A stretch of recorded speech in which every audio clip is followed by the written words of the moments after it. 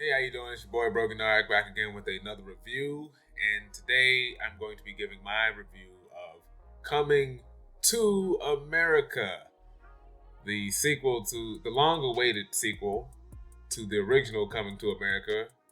It's been about 30 years. This film was directed by Craig Brewer, who recently worked with Eddie Murphy on the Dolomite Is My Name film, which was a very good movie. And they've joined back up together to do a sequel to this beloved classic. And before I get into it, don't forget to give this video a like, share it, and subscribe to the channel. We've been recently growing, and thanks for your support.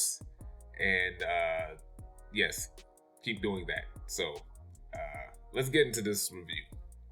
So this is the long-awaited review to one of the funniest movies ever created, one of the greatest comedies of all time, definitely one of my favorite films, one of my favorite comedies, Coming to America, which starred Eddie Murphy, directed by John Landis back in I think it was like 88, 89 when it came out.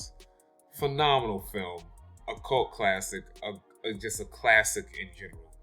And the internet for the past, I don't know, 6, 7 years has been threatening us with these posters. Every time you would see a poster on Facebook talking about Coming America 2 would have Eddie Murphy and Arsenio Hall, and then it would usually be like Kevin Hart would be on the poster, and I'd be just like, God damn, we don't need that. Please don't let that happen. But it happened, and I think this is probably the best outcome we could have got, because I know a lot of people. This movie's been out for a week. It's on Amazon Prime. I was excited for it. The earlier trailers kind of was like, this could be bad, but it could be good. They could surprise us. But once I realized that the movie was going to be like PG-13 and not R, because the original film was rated R, I kind of knew like, yeah, this is going to be a bit of a watered down version of the original. And I would have to say, after watching it, I watched the original first. I had to rewatch it just so I can have it fresh in my mind. And I'm glad I did, because I think if I hadn't rewatched the original, I would have absolutely hated, and I do mean hated, this movie.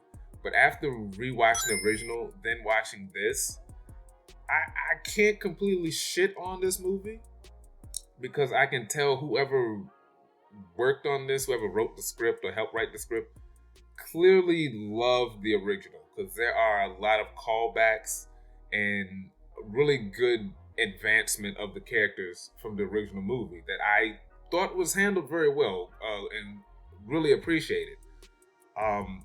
So in terms of like the world that the first movie established, this movie does handle most of that stuff very well. For me, the biggest problem with this film, and it's very frustrating, for a movie to be the sequel to one of the greatest comedies ever, it is not that funny. Like, the humor is just not that good. Most of the jokes are bad, or if they're not bad, they're not that great. Like, there were a lot of jokes in this film. There are some jokes that are really good, that are really good or funny, but then there's a number of the jokes that are in lines that are said, and it's just like, all right, it didn't really work for me, which is pretty sad. So the synopsis of the film is, Akeem, he wanted to find true love. He found Lisa. They got married. They come back. It's 30 years later. His father, King Jafar, is dying, and Prince Akeem is gonna become the king of Zamunda. And then he needs to have a royal heir that has to be a man, because he's only given birth to 3 daughters. And then through some means, he finds out that he actually has a bastard son back in America, and then he decides to come up with this idea that, hey, I'll go get my son and have him come over and have him rule the country, because he's got a war general that's on his ass trying to take over his kingdom if he doesn't provide him with an heir to, or allow his son to marry his daughter, or stuff like that. So he's trying to figure out a way to figure that out. So he goes and gets his son, and then comedy ensues. And that's basically the synopsis. Not a bad idea. At first, when I heard like he had a bastard son, I was like, he didn't, like, if you watch the original movie, Akeem wasn't screwing other chicks and would have like some side baby. But I will say one of the funniest and bestest scenes in the film is when they explain how he knocked up this woman in America, and they used some facial rejuvenation technology, which looked really good, surprisingly. I have to say, I've noticed a trend when it comes to that facial rejuvenation technology. It really works well on black people. I'm just saying, it don't take that much technology to make a black person look like they did in their 30s. I'm just saying, Sam Jackson, Will Smith, Eddie Murphy, and Arsenio Hall. It don't look that bad. I'm just saying. That melanin is popping. But that was a funny sequence. So Eddie Murphy's back as Akeem, and I feel like he kind of, I mean, Eddie Murphy's been doing this for like the past damn near, I would say at least 20 years. He's been sleepwalking through movies, through most of his performances. And sadly, he kind of is for the most part. But then again, Akeem was never the most like in your face character. So I'll give him props that he did play it. He felt like Akeem. I'll give him that. That's one of the things I did like about this movie, is how his character has changed within the 30 years. There's a little bit of, patriarchy and male toxicity bullshit kind of thrown in there, which at first I was like, but by the end, I thought they handled that very well with him, with him and the daughter, and should there be a male ruler? Why can't women do more things? I have to say, by the end of it, it was fine. It was handled well. And I kind of like how Hakeem, the guy you thought he was going to be over the years, has suddenly changed to another guy, and he's trying to reconcile that. I thought that was nice. I thought it was handled nicely.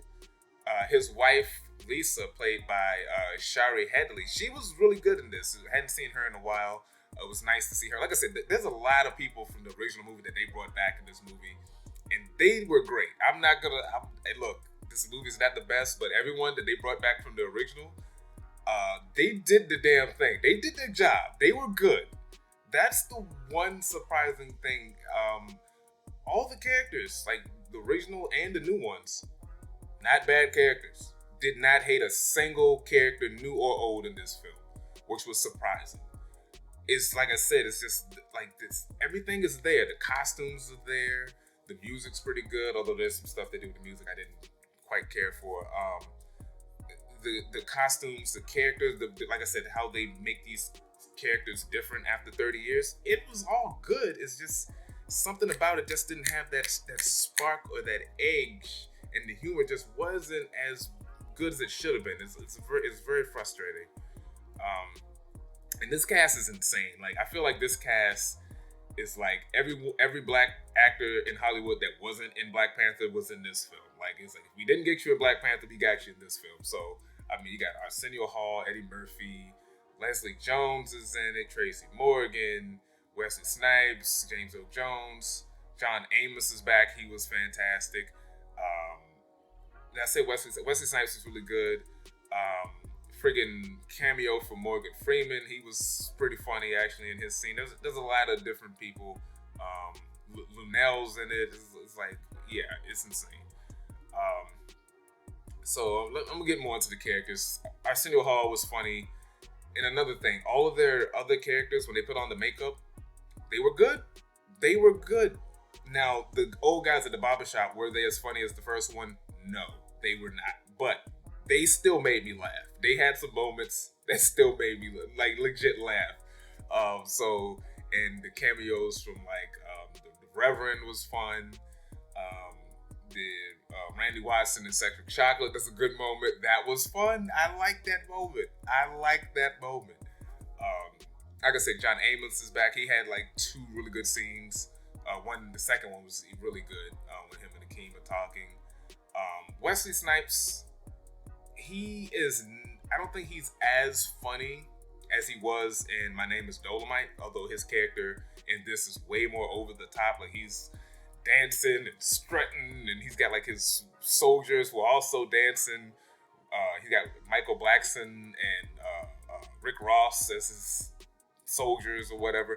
He was definitely chewing scenery, and I love that Wesley Snipes is now at a point in his career where he doesn't have to be the stoic badass all the time. He can actually be fun and wacky.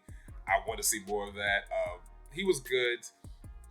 We had what's her name, Teyana Taylor as his daughter,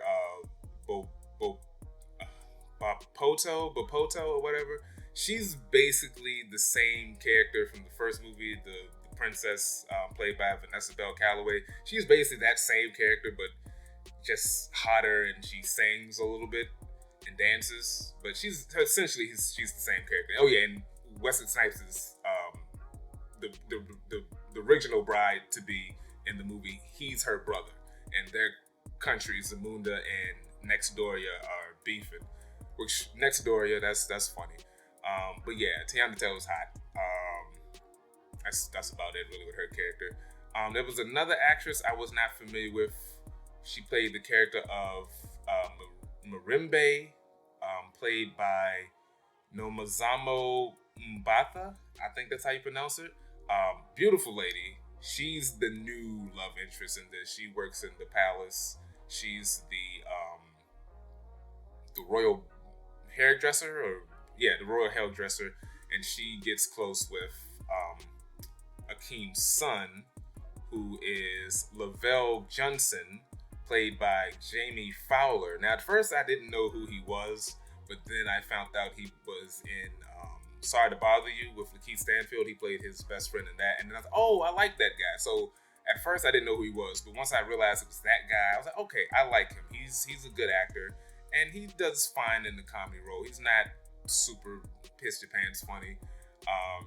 But he's the son of Leslie Jones's character, Mary Johnson, which I thought that was funny that because I didn't realize that Leslie Jones was going to be the baby mama.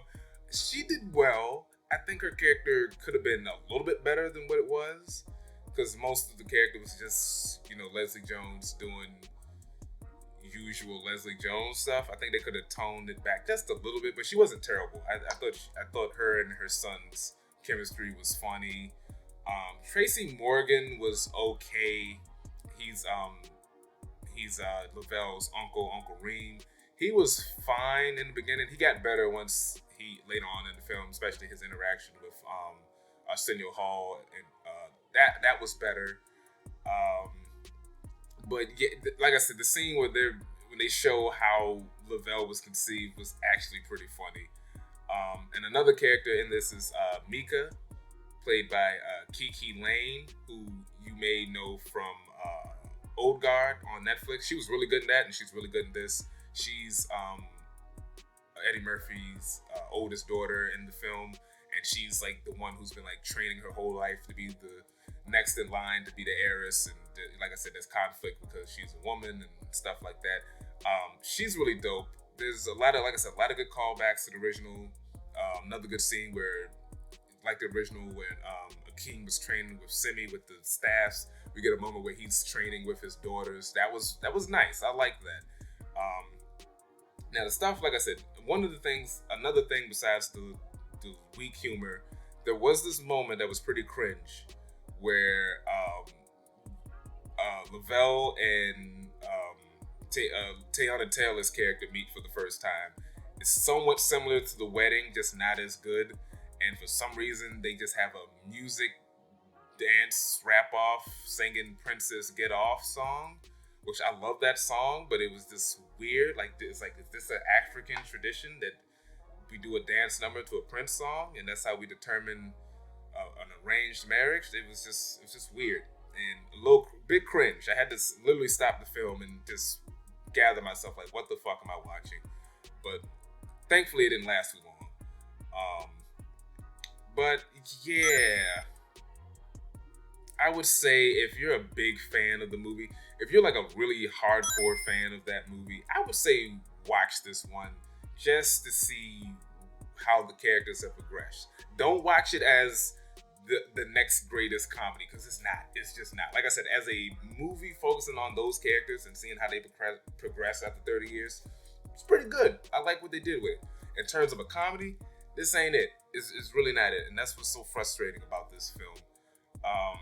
A good amount of money was spent. This is like the budget wasn't bad. There's surprisingly some really good CGI effects with animals. I'll just leave it at that.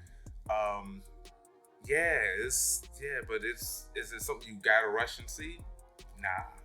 Is it good that it went to streaming and not theaters? I think so. I think it was a better decision to put this on Prime as opposed to putting it in theaters. I think that was the smart decision there.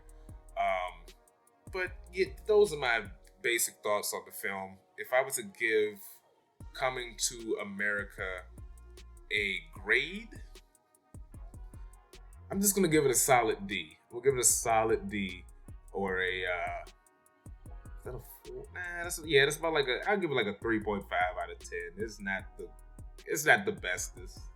It's really not. But like I said, if you love those characters, check it out. It's worth seeing. But yeah, as a comedy, it doesn't really hold up. But those are my thoughts on Coming to America. Let me know what you thought about the movie in the comments. Don't forget to like, share, subscribe to the channel, and stay tuned for more videos. Peace.